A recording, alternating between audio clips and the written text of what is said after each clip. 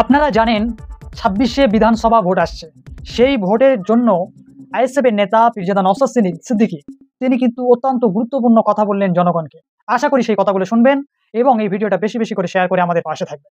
Vote আগে আসছে, আমি একটা কথা তোমাদের অনুরোধ করছি, এটা মাথায় রাখবে।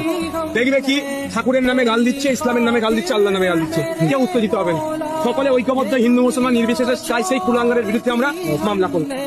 ও হিন্দু বলে আল্লাহকে গাল দিয়েছে, ওর ঘরে ঢুকে যাবো, যে ওর বাড়ি, যে ও মুসলমান ঠাকুরকে গাল দিয়েছে, এ কাজ করবেন না। আমাদের মধ্যে সাম্প্রদায়িক বিভেদ ঘটিয়ে রাজনৈতিক বৈতরণী পার করতে চাইবে।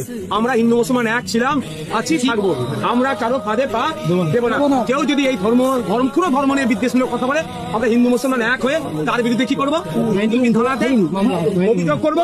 কারা যাবার ভর্তি লোক যাওয়া দরকার নেই।